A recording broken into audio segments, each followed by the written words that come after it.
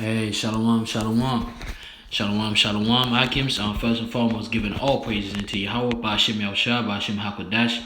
Double honor to our apostles and elders of great millstone. Shalom, salutation to all you sincere Akims across the four winds, pushing the truth and sincerity of heart. I'm your fellow servant, Kasamagan from the DC camp, coming at you through the spirit and power of Yahweh, Ba'ashem Yahushua, Ba'ashem HaKadosh, the feet of the elect. And in this quick lesson, I was going to go into Egypt and the double straits and see the correlation between Egypt, the Omen Nomen in Egypt, and how it correlated in the spirit and prophecy with the nation of Israel, okay, and the captivity, subsequent captivities. I like this image, of course, as you brothers have seen. This is an image of the nation of Israel, 12 tribes of Israel, crossing the Red Sea, in particular the strait called the Gulf of Suez, okay? So keep that in mind. It's very important moving forward in this lesson. So the first thing I want to do is go to Genesis 15 and 12. Alright, this is and when the sun, and it says, and when the sun was going down, a deep sleep fell upon Abraham, and lo, an horror of great darkness fell upon him. And he said unto Abraham, right, the Most High, know of a surety that thy seed shall be a stranger in a land that is not theirs, and shall serve them, and they shall afflict them 400 years. Now that vision was a prophecy of the nation of Israel being enslaved in Egypt, okay? Not America, but in Egypt, okay? Now what we want to do is we want to go to, this is Exodus chapter 3, verse, I'm going to start at 9. It says, at this particular point, of course, a nation of Israel has already served 400 years of captivity in Egypt, okay? Now, this Exodus 3 and 9, it says, now therefore, behold, the cry of the children of Israel is come unto me, and I have also seen the oppression wherewith the Egyptians oppressed them. It's the Lord through the angel speaking to Moses. Come now, therefore, and I will send thee into Pharaoh, and that thou mayest bring forth my people, the children of Israel, out of Egypt. Out of Egypt. And the title of this video, really, that's what it goes into it. Egypt and the double straits. Because what you're going to find out is when you look up the word Egypt, right?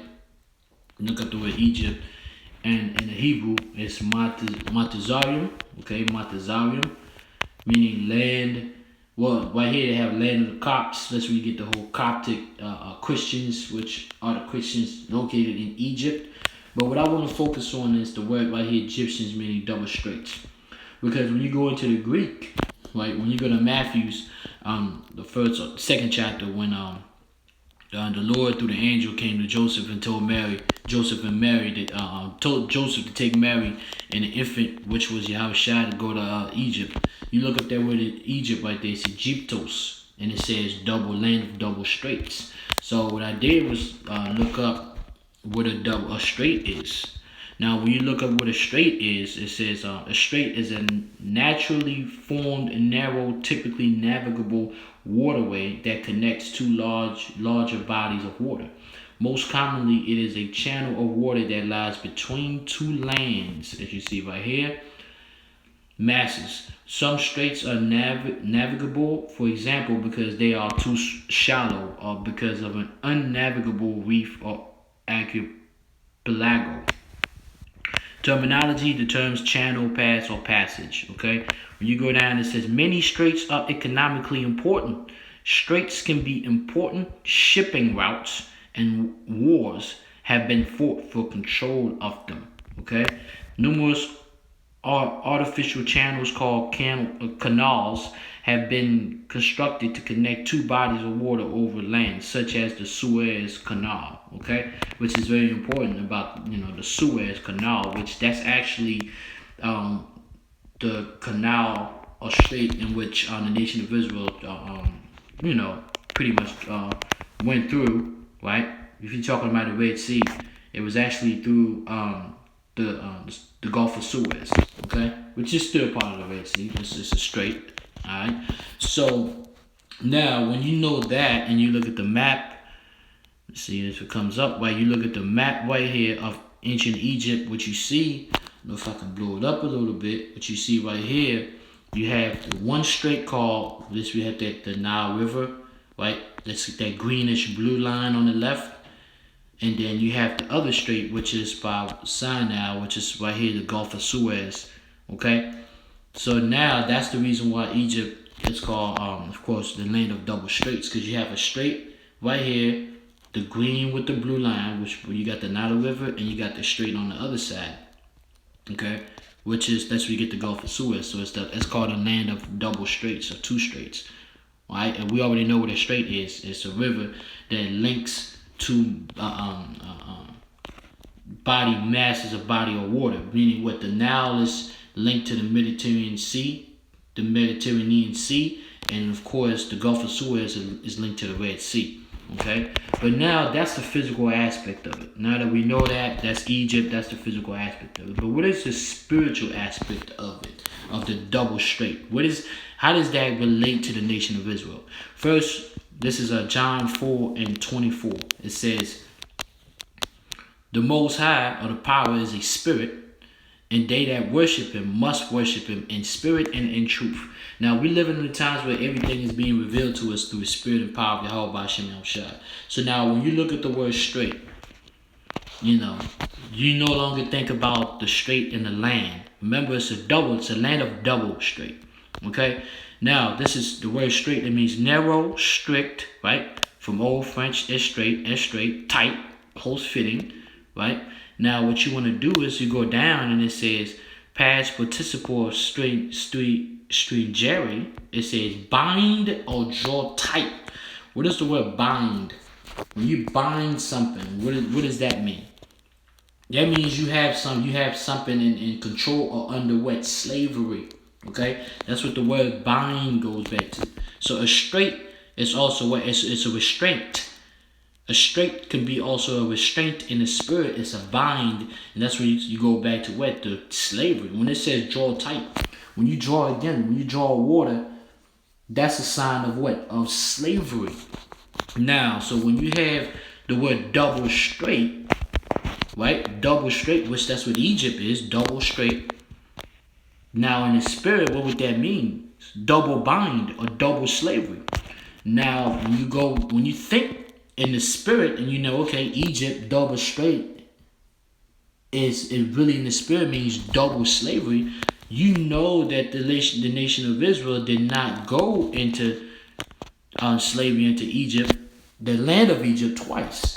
But this is what the scripture says. This is Deuteronomy chapter 28, verse 68. It says, "And the Lord, Yahweh B'Shem Yahushua, shall bring thee into Egypt," meaning the land of double strait, "again with ships."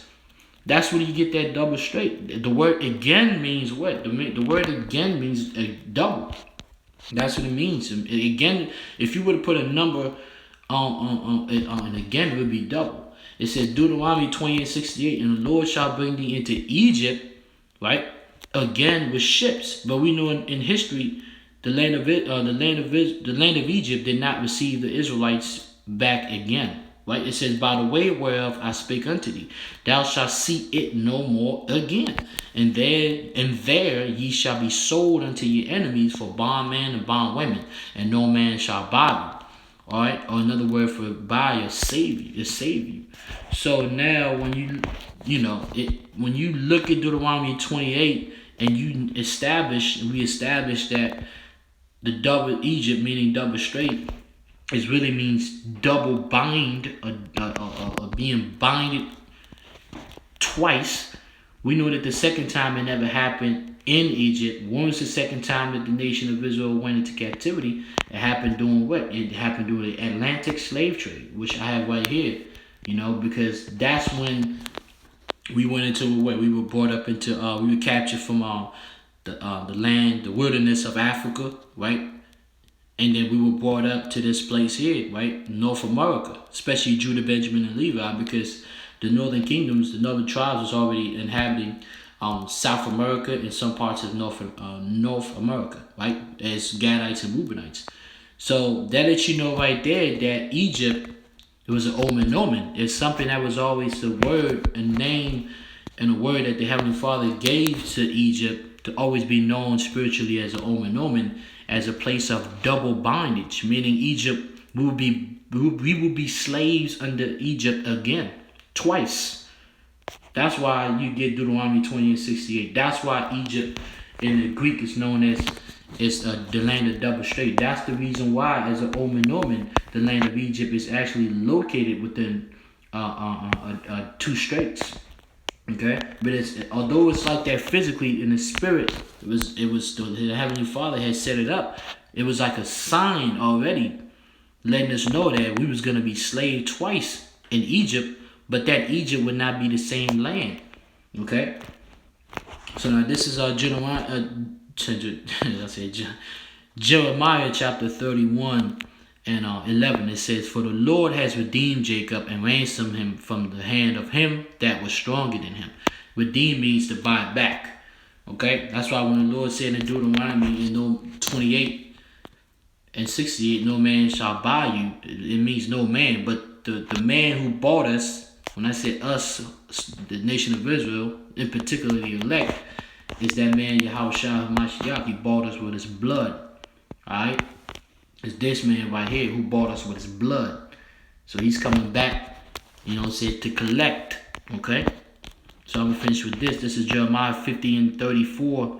It says, "Their Redeemer, Hamashiach Yahushua, is strong.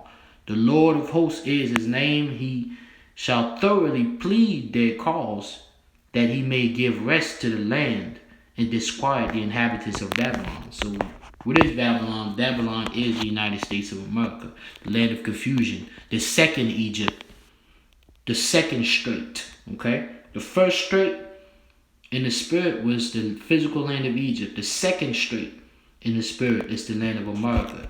That's why Egypt, again, is an Omen Nomen, was known as what? The land of the double strait.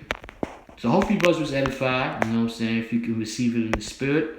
Double honors to our apostles and elders of Great Millstone. Shalom, salutation to you, sincere Akims, cause to fall winds.